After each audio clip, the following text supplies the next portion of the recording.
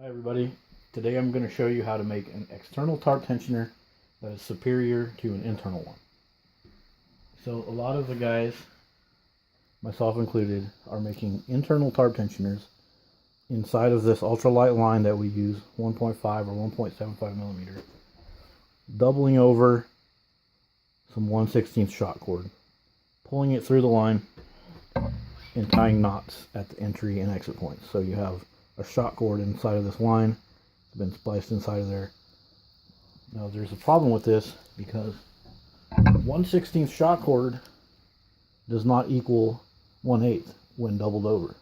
You might think, okay, 1/16 times 2, that's 1/8, oh yeah, we're good. Well, it's not the case. So check this out. Doubled over 1/16, high quality line, not made in China. It's not the stuff from Joann's or Make Your Gear. It's from Paracord Planet. So it's one of the stronger 1/16 shot cord. Here I have it tied to a piece of 1/8. And the 1/16 stretches way before the 1/8 does. The 1/8 barely starts to budge. I have to fully crank the 1/16 doubled over before I start to move the 1/16. On the other side of this, I have a 3/32 piece. And the same thing is true when I pull. I have to stretch the doubled over 1/16 quite a bit before the 3/32 moves. So I'm moving several inches just to get 2 inches of pull on the 3/32. So I can tell you that doubled over 1/16 has nothing on 1/8 and can barely compete with 3/32. So what if we did it externally like this? So here I have an external shot cord. If this thing starts to get loose, it'll pull. This is super easy to make. All you need, your piece of shot cord in your line. To install the tensioner on your line, you just make a loop like this, but don't just do the half, do one more turn, right? And then grab some of the line and pull it through that loop. And now the loop that you created is where your shot cord goes.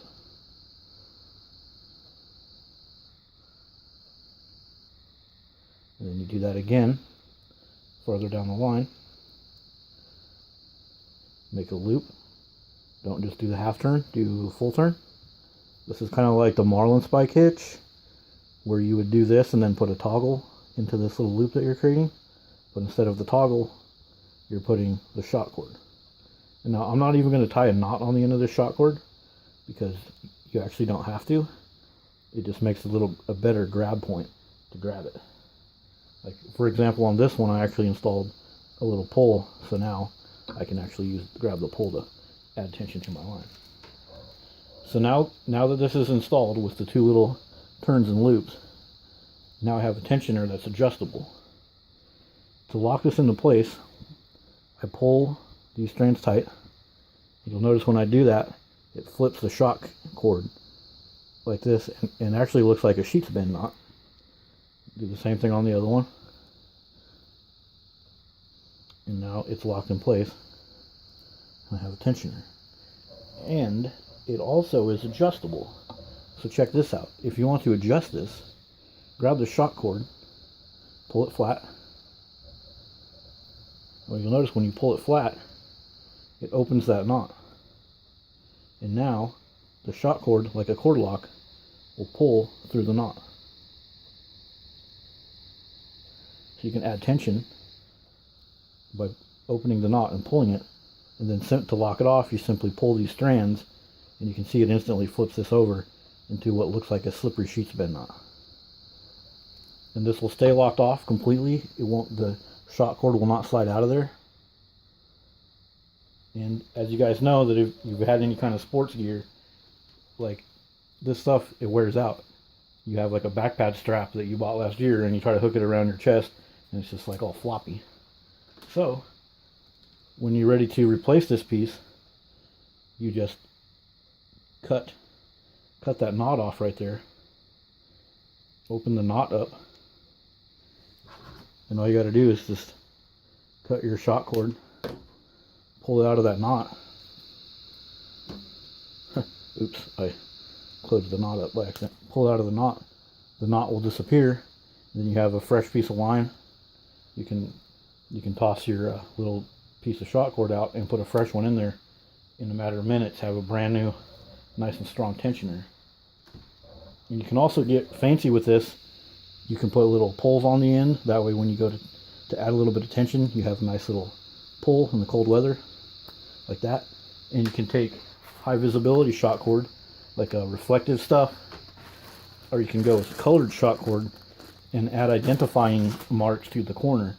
So like if you wanted the tensioners on the head side of your tarp to be black, you could put black ones, and then green ones on the back side of your tarp to make it easier to set it up when you're taking it out, or just to make it more visible at night, like the pink or the reflective stuff.